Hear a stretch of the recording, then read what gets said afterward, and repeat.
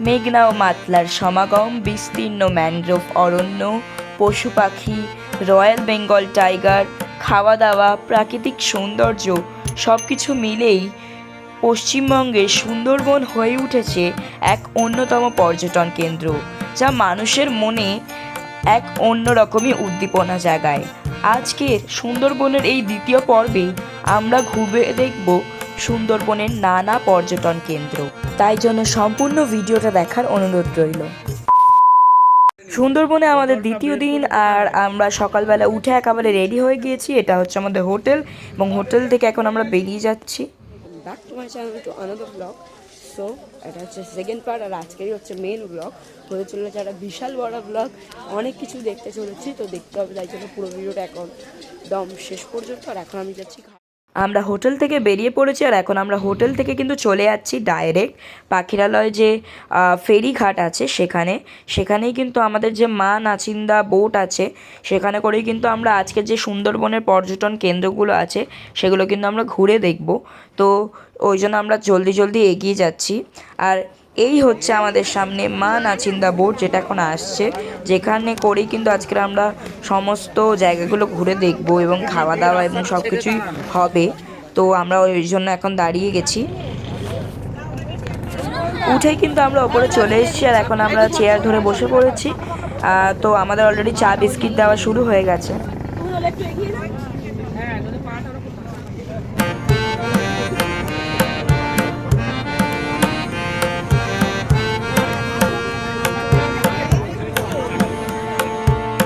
সকালবেলায় আমরা কিন্তু লঞ্চে উঠে গেছি, আর আমাদের দিয়ে দিয়েছে চা বিস্কিট, যেটা এখন আমরা কিন্তু খাচ্ছি।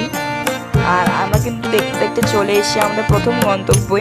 বেশিক্ষণ লাগেনি, আধ ঘন্টার মধ্যে কিন্তু আমরা চলে এসেছি আমাদের আজকে প্রথম গন্তব্যে, যেটা হচ্ছে সজনেখালি ওয়াইল্ড লাইফ স্যাঞ্চুরি। তো সেখানেই কিন্তু আমরা এখন ঘুরবো। সজনেখালি ওয়াইল্ড লাইফ স্যাঞ্চুরিতে এসেছি, আর বাঁদর থাকবে না তা কখনো হতে পারে? এখানে কিন্তু আনাচে কানাচে বাঁদর, আর প্রত্যেক জায়গার মতোই কিন্তু বাঁদরের হাত থেকে সবসময় সাবধানতা বজায় রাখতে হবে, কারণ বাঁদররা অবশ্যই যদি বাই চান্স মোবাইল নিয়ে নেয় বা অন্য কিছু নিয়ে নেয়, তো সবসময় সেফটি মেনটেন করা খুবই দরকার। তো এই ওয়াইল্ড লাইফ সেঞ্চুরি মূলত নানা ধরনের পশু পাখি এইগুলোকে নিয়ে কিন্তু মূলত রয়েছে। এই হচ্ছে আজকে আমাদের গাইড, যে আমাদের পুরো জিনিসটা কিন্তু গাইড করে দেবে। বলি যে আমরা যখন প্রতিটা ক্যাম্পে যাব, কোনো গাছের পাতা ছিঁড়বো না বা কোনো অ্যানিমালসকে ডিস্টার্ব করবো না। ফরেস্ট ডিপার্টমেন্টের লোক কিন্তু প্রতিটা জায়গাতে ডিউটি করছে, ওরা দেখলে কিন্তু ফাইন করে দেবে। এবং আমাদের যে সুন্দর ট্যুরটাই নষ্ট হয়ে যাবে, একজনের জন্য 10 জনের ক্ষতি হয়ে যাবে।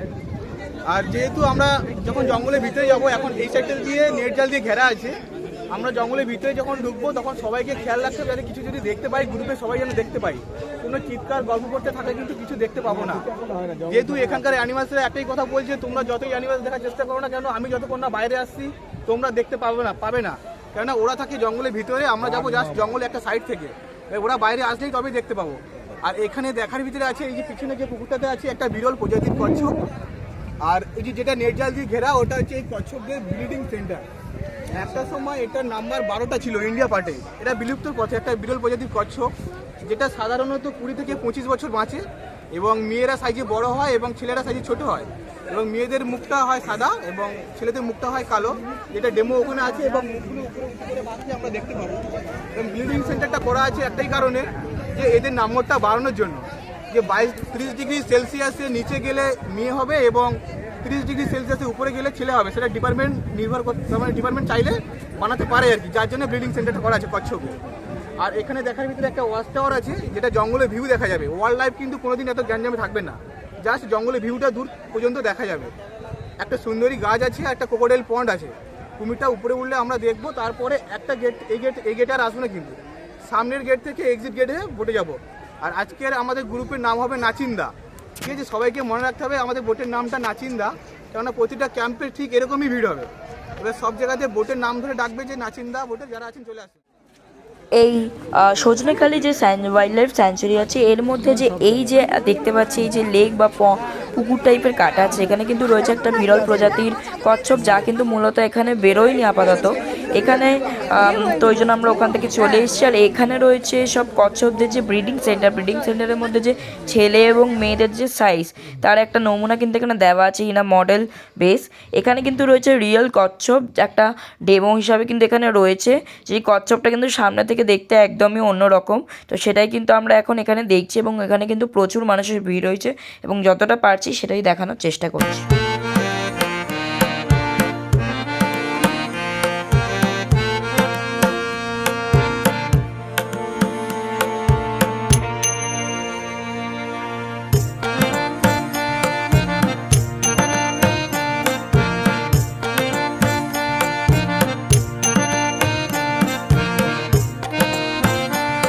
আমরা কিন্তু এখন ওয়াচ টাওয়ারে উঠে চলেছি, যদিও রয়েছে প্রচুর ভিড়, তার ফাঁকেই যতটা পারছি তাড়াতাড়ি করে ওঠার চেষ্টা করছি, কারণ আমাদের রয়েছে আরও অনেক স্পট, সব কিছু দেখতে হবে টাইম স্পটের মধ্যে। আর এখানে কিন্তু আমাদের চোখে পড়ে গেছিলো একটা মৌচাক, যেখানে কিন্তু প্রচুর মাছ কিন্তু ঘিরে ছিল। আর এটা কিন্তু এই ওয়াচ টাওয়ারেও অনেকে লোকে দেখছি, কারণ এটা সাধারণত দেখা যায় না। আর সুন্দরবন কিন্তু মধুর জন্য ফেমাস। তো এই হচ্ছে ওপর থেকে একটা ছোট্ট ভিউ তোমাদের জন্য।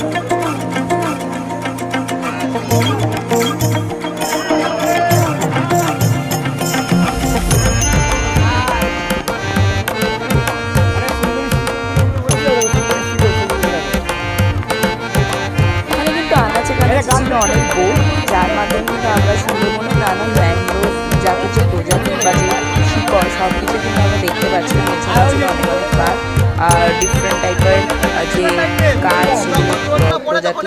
এই হচ্ছে সুন্দরী গাছ। আর ফুলটা হয় মেয়েদের কানে ঝুমকা দুলের মতন এবং কাঠটা কিন্তু চন্দন কাঠের মতন, ভিতরে লাল সিঁদুরের মতন। খুব সুন্দর ফার্নিচার হয়, কোনো পোকা টোকা লাগে না। এবং এই গাছগুলো শ্বাসমূল হয় এবং বাটার রুটস হয়, প্রজাপতি ডানার মতন একটা রুটস হয় এই সুন্দরী গাছের, যেটা এখানে ছোট ছোট দেখছি আমরা, সামনে এগিয়ে গেলে বড় আকারে দেখতে পাবো। আসতে হলে ফার্স্ট কিন্তু তোমাকে ক্যানিং থেকে এই গদখালিতে আসতে হবে। দেখুন ইউআর এর উপরে লেখা আছে গদখালি। এখানে ওখান থেকে আসতে হবে গোসবাং, যেটা হচ্ছে টাইগার রিজার্ভ সেন্টার, এই ডিভিশনাল ফরেস্টের ভিতরে পড়ছে। এই গোসবা থেকে হয়ে নদী পার হয়ে সজনেখালিতে আসতে হবে, এখানে পাখিরাতে হয়ে। ম্যাপটাকে দুটো ভাগে ভাগ করা হয়েছে, একটা ডিভিশনাল ফরেস্ট আর একটা হচ্ছে টাইগার রিজার্ভ সেন্টার। ডিভিশনাল ফরেস্টের ভিতরে পড়ছে গোসবা, ঝড়খালি, বালি পাখিরা যা আছে। সুন্দরবনে টোটাল 102টো দ্বীপ, তার ভিতরে 54টা দ্বীপ হচ্ছে ডিভিশনাল ফরেস্ট এবং 48টা দ্বীপ হচ্ছে টাইগার রিজার্ভ সেন্টার, যেখানে অ্যানিমালসরা থাকে এবং 54টা দ্বীপে মানুষ বসবাস করে। এবং দুই একটা স্পট এখন গড়ে উঠেছে অ্যানিমালসের, তার মানে চিড়িয়াখানা টাইপের, জো টাইপের। আর এই যে আমরা আছে সারাদিন যেটাতে ঘুরবো, এই জোনটা থেকে ঘুরবো, এটাকে বলে স্যাঞ্চুরি জোন। 363 বর্গ কিলোমিটার এই জোনটাতে। এই সজনেখালি, সুদর্ণখালি, এই খালি থেকে ঘুরে পীরখালি থেকে হয় পঞ্চমুখানি থেকে হয় দোবাকি থেকে হয় ঝড়খালি আছে আমাদের লাস্ট স্পট। আর আমরা এই যে এপারটা যেটা দেখছি, এটা হচ্ছে বাফার এরিয়া, এখানেও ঘোরা যায়। এটা হচ্ছে 863 বর্গ কিলোমিটার বাফার জোনটা কিসের জন্য হয়েছে, যে এখানকার মৎস্যজীবীরা বলছে যেহেতু টুরিস্টরাও ঘুরছে এবং সুন্দরবনের মেন জীবিকা মাছ কাঁকড়া মধু সংগ্রহ করা, যার জন্য মাছ কাঁকড়া মধু সংগ্রহ করতে হলে বাফার জোনে যেতে হবে। এখানে মাছ কাঁকড়া মধু সংগ্রহ করা যাবে এবং টুরিস্টও ঘোরা যাবে। যেটা হচ্ছে বাংলা ক্যাম্পের এখান থেকে হয়ে ঝিলে ক্যাম্প আছে, বুড়িডাবি ক্যাম্প আছে। এই বুড়িডাবি ক্যাম্পের থেকে বাংলাদেশের এই পাটটা পুরোটা দেখা যায়। এখান থেকে বাংলাদেশ ভাগ হয়েছে রায়মঙ্গল নদীর মাঝখান থেকে, কোনো কিন্তু বর্ডার নেই, জাস্ট বিএসএফ এর লঞ্চ নদীর এপার ওপার। এখানকার অ্যানিমালসরা এপারও যাচ্ছে, এখানকার অ্যানিমালস এপারও আসছে, ওদের কিন্তু কোনো পাসপোর্ট ভিসা লাগছে না, আমরা যেতে গেলে আমাদের ধরবে। সুন্দরবনের 3 ভাগের ভিতরে 2 ভাগ পেয়েছে বাংলাদেশ, 1 ভাগ পেয়েছে আমাদের ইন্ডিয়া পার্ট। এবং এই যে তারপরে যেটা দেখছি এখান থেকে এই যে পুরো এরিয়াটা 1330 বর্গ কিলোমিটার, এটা কিন্তু কোর এরিয়া, যেখানে অ্যানিমালসের বাসস্থান হিসাবে ধরা হয়। এখানে অ্যানিমালসরা বসবাস করবে।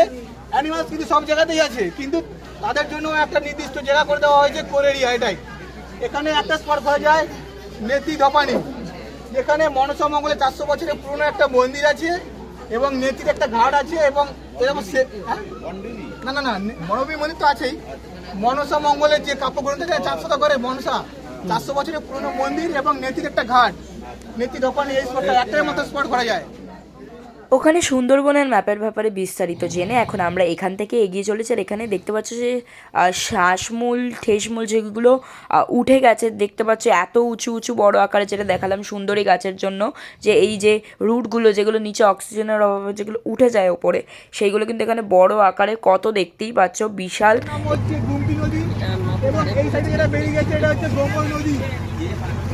এইটা দিয়ে যেটা বেরিয়ে গেছে এটা গোমর নদী। বাংলাদেশের দিকে যেতে হলে যে বাফারজন বলছিলাম, বাফারজনে যেতে হলে এই নদীটা দিয়ে যেতে হবে, গোমর নদী দিয়ে।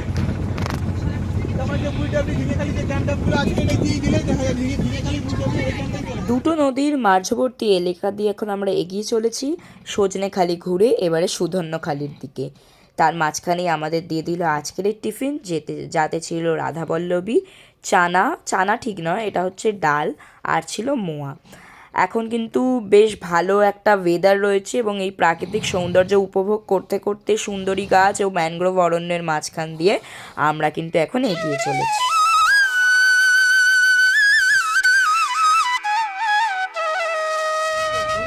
ছবি হাত তো ধরতে হবে, টানছে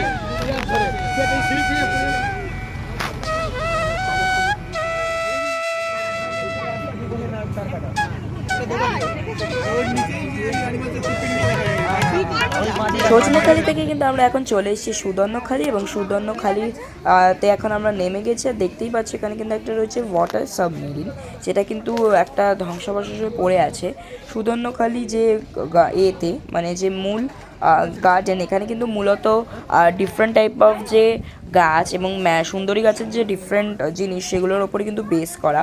এই হচ্ছে সুন্দরবনের বনবিবি মন্দির, যেখানে কিন্তু এখনও যারা মধু সংগ্রহী, যারা মধু সংগ্রহ করতে যায়, তারপরে যত মৎস্যজীবী সবাই কিন্তু এখানে কিন্তু পুজো করেই যায় বনবিবিকে।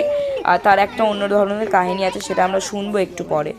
মধু সংগ্রহ করতে যায় তখন ধনা চাচা মধু কিছু পায় না, তখন বাঘ দক্ষিণ যায় আর কি, ধনা চাচার স্বপ্ন দেখায়। বোটে বলে ভালো হতো না গল্পটা, এই যখন স্বপ্ন দেখায় যে দুঃখেকে জঙ্গলে ছেড়ে দিয়ে আসলে ধনা যে মধু সংগ্রহ করতে গেছে ও অনেক মধু পাবে, তখনই ওই দুঃখেকে কি করে ধনা চাচা জঙ্গলে ছেড়ে দিয়ে চলে আসে আর কি মধু নিয়ে। এবং ও তখন বিপদে পড়ে তখন কান্নাকাটি করে, কান্নাকাটি করার পর তখনই বনদেবী দুঃখেকে দেখা দেয় আর কি, স্মরণ হয়। এবং হয়ে যাওয়ার পর ওকে ফিরিয়ে গ্রামে আবার ফিরিয়ে দিয়ে যায়, এবং দুঃখে তখন গ্রামে ফিরে এসে যে বনবিজু গল্পটা, এই গল্প মানে ভিতরে আরো গল্প আছে, বললাম আর কি সব ব্যাখ্যা করা আছে। আচ্ছা নাতিনদা বলছি, দেখুন এই গাছগুলোর গায়ে নাম প্লেট করে লাগানো আছে, কোনটা কি গাছ এবং কার কখন ফুল হয় কখন ফল আসে। এই যে কিপা গাছটার পুডিং সিজন হচ্ছে মার্চ মাসে, জানুয়ারি টু মার্চে, এবং এর ফুলটা আসে অক্টোবর টু ডিসেম্বর। কিপা গাছটাতে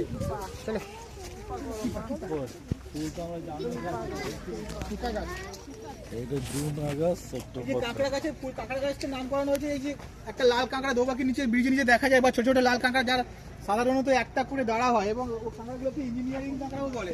ওরা কি করে যে জোয়ারের সময় ওদের নিজের যে গর্তটা থাকে ওরা নিজেরই একা একা বন্ধ করে দেয়, এবং আবার যখন ভাটা হয়ে যায় তখন গর্তটা খুলে আবার ঠিক এই যে এরকমই সুন্দর এই ফুলটা।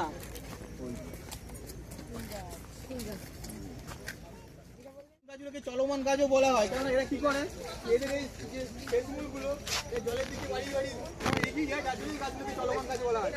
এরকম লেবুর মতো বড় বড় ফলটা দেখা যাচ্ছে।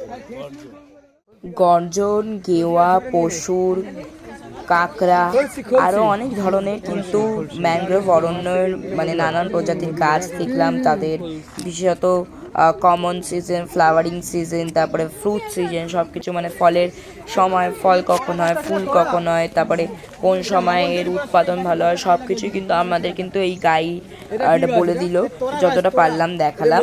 তো চলো এইবার কিন্তু আমরা এগিয়ে যাব এর মেন জায়গায়। ধানি গাছ জন্মেছিল, ধানি গাছ, ধানি গাছের পরেই না এটা না কাটা কাটা কাটা গাছ, ক্যাকটাস টাইপের গাছ, ক্যাকটাস টাইপের।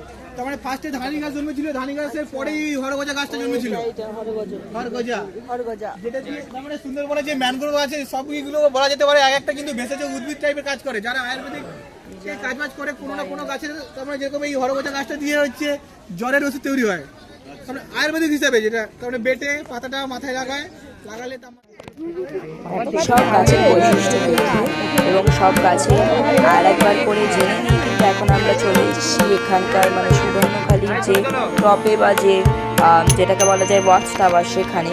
তো সেখান থেকে তোমাদের একবার পিছনের দিকটা দিলাম। এখানে কিন্তু রয়েছে একটা বিস্তীর্ণ জঙ্গল, সবই কিন্তু ম্যানগ্রোভ অরণ্যে ঘেরা, ছোট ছোট এরকম জলাশয় রয়েছে।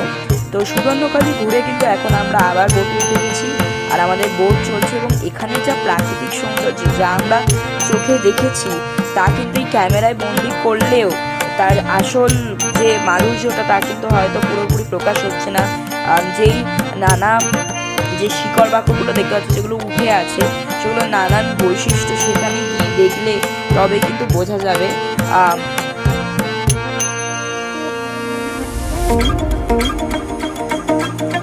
মাঝখানে কিন্তু চোখে পড়ে গিয়েছিল একটা কুমির, যা একদম কিন্তু দূরে শুয়ে আছে, আর ওখানে ছিল পাখি। পাখিরালয়ে প্রচুর পাখি হয়তো দেখিনি, তবে কিছু বক এবং কিছু পরিযায়ী পাখি অবশ্যই চোখে পড়েছে, সেগুলো যতটা পেরেছি ক্যাপচারে করেছি। আর ওই দূরে রয়েছে সেই ক্রোকোডাইল বা কুমির যাকে বলে। আবার কিন্তু চা রিপিট করে দিয়েছে, আর এখন কিন্তু আমরা কিন্তু জলে ভাসছি, আর দারুণ একটা হাওয়াও দিচ্ছে, আর সেটাকেই কিন্তু অনুভব করতে করতে চাও খাচ্ছি। আর চলো এইভাবে কিন্তু আমরা এগিয়ে রয়েছি। এখন কিন্তু আমরা একদম ধার দিয়ে যাচ্ছি, আর এইগুলো কিন্তু আমাদেরই একদম রিকোয়েস্ট যে আমাদের ধার দিয়ে নিয়ে যাওয়া হোক, যাতে আমরাও কিন্তু আরও কাছ থেকে দেখতে পারি সমস্তগুলো। যখন জলের ঢেউগুলো গিয়ে গিয়ে সেই ফাঁকগুলোতে লাগছিল, এটা কিন্তু অন্যরকমই দেখতে লাগছিল।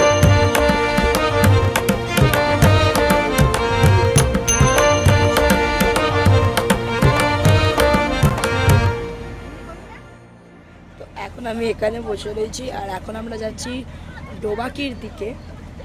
আর ডোবাকি যে সাইড সাইডে আমরা বেরিয়েছি অনেকক্ষণ, এখনো প্রায় 1.5-2 ঘন্টা মতো তো হবেই। তো এখানে আমি এখন বসে আছি, কিন্তু এখানে দিয়ে গেল ফ্রাই। সুবর্ণখালি থেকে ডোবাকির রাস্তা বেশ সময় সাপেক্ষ, তার মাঝখানেই কিন্তু চোখে পড়ে গেল এরকম দুটি যে জল, তার কিন্তু কিছু সঙ্গমের এরিয়া।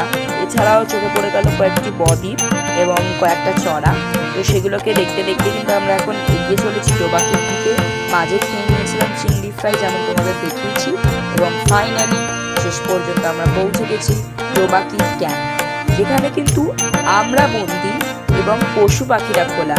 মানে আমরা কিন্তু এরকম জালের নেট দিয়ে আমরা যাব এবং পশু পাখিদের চারপাশে খুঁজতে খুঁজতে যাব, এবং আমাদের যদি ভাগ্য ভালো থাকে অবশ্যই দেখা মিলবে পশু পাখি।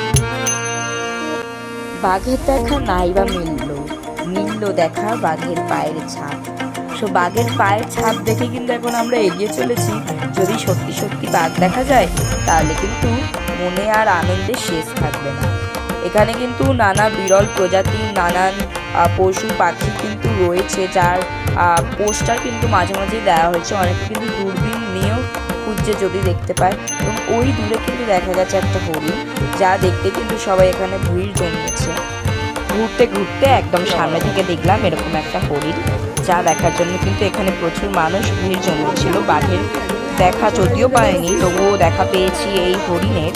তো সেটা দেখেই আনন্দ করে নিয়ে একটু ঘুরে এবার আমরা চলে গেলাম বোটে গিয়ে কিন্তু এখন আমাদের লাঞ্চ সার্ভ করে দিয়েছে, আমরা খাচ্ছি প্রত্যেক দিনের মতোই। আজকে ছিল ভাত, ডাল, ভাজা।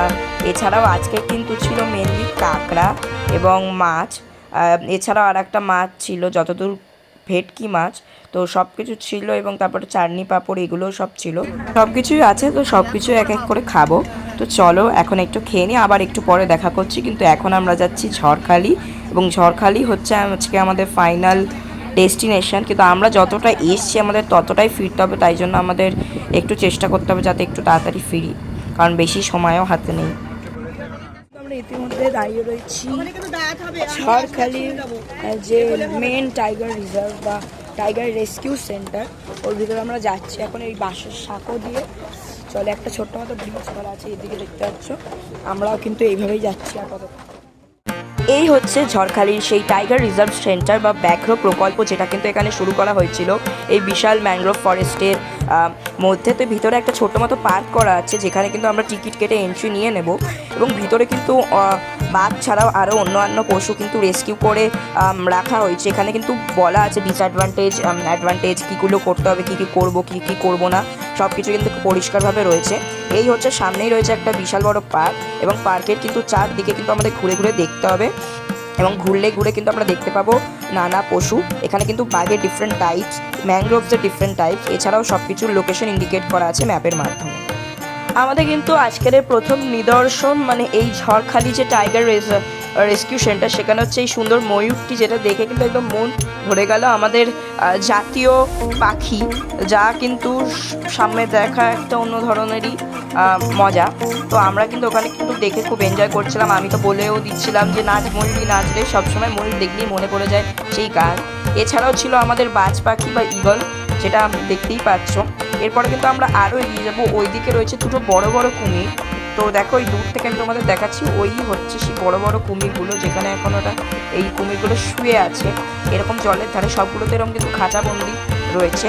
আর এখন সব কুমির দেখার পরে কিন্তু আমরা দেখতে পেলাম বাঘ, যেটা তোমরা হয়তো দূর থেকে অতটা ভালো করে দেখতে পাচ্ছ না, কিন্তু ওই দেখো ওই যে আসছে বাঘ, যেটা দেখে কিন্তু সবাই একেবারে খুব মানে সুন্দরবনে এসেছি বাঘ দেখবো না হয় তা কখনো, যদিও বাইরে দেখতে পারিনি, তবে খাঁচার ভিতর দেখেই মজা। আর এখানে কিন্তু আলাদা আলাদা করে এইরকমভাবে চারদিক দিয়ে গার্ড করে, এবং বাঘটা কিন্তু একেবারে ভিতরে, যেমন তোমাদের দেখালাম।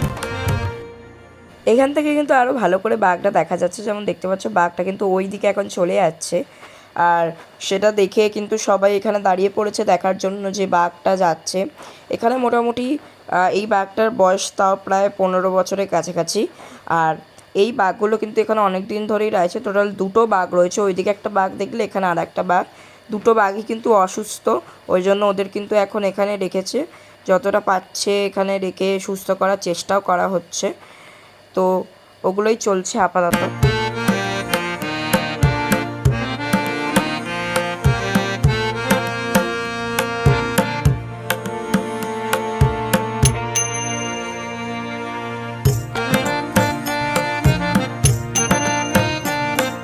এখানে রয়েছে আর একটা কুমির, যেমন দেখতে পাচ্ছ এই কুমিরটা কিন্তু এখানে আপাতত শুয়ে রয়েছে। এটা একদম কিন্তু কাছ থেকে কুমির দেখা।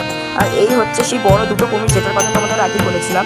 দেখো কি বিশাল বড় বড় কুমির, এটা কিন্তু পুরো গার্ড করার মুখ হাঁ করে কিন্তু বসে আছে, দেখে কিন্তু খুবই থ্রিলিং লাগছে। ঝড়খালি ঘুরে ডাব খেয়ে আর কুল খেয়ে আমরা কিন্তু বোটে উঠে গিয়েছিলাম। আর এখন হয়ে গেছে অনেক অন্ধকার, সবাই কিন্তু এখন রেস্ট নিচ্ছে, ঘুমাচ্ছে, কারণ অলরেডি এখন একদম সন্ধ্যে হয়ে গেছে আর কারো আর এনার্জি নেই। তাই জন্য সবাই এখন রেস্ট নিচ্ছে। রীতিমধ্যে আমাদের দিয়ে গেল আজকের আর ইভিনিং স্ন্যাক্স, যেটা হচ্ছে চাউমিন। এই চাউমিনটা এখানে এখনই দিয়ে দিচ্ছে। আমাদের হোটেলে যাওয়ার সাথে সাথেই শুরু হয়ে যাবে আজকের বাউল নাচ। এবং রীতিমধ্যে বাউল নাচ শুরু হয়ে গেছে এবং সবাই তো নাচানাচি করতে শুরু করে দিয়েছে।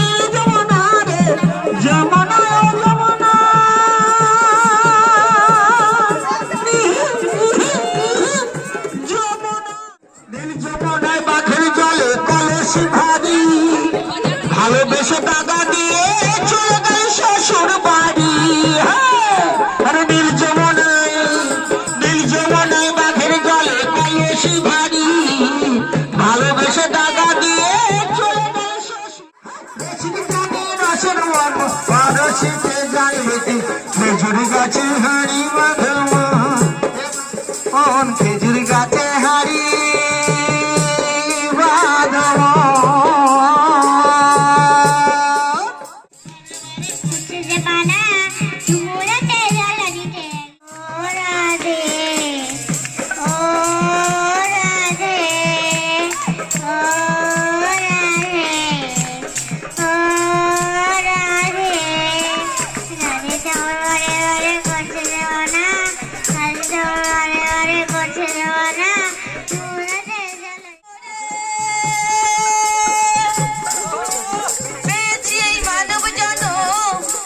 লক্ষজনী ভ্রমণ করে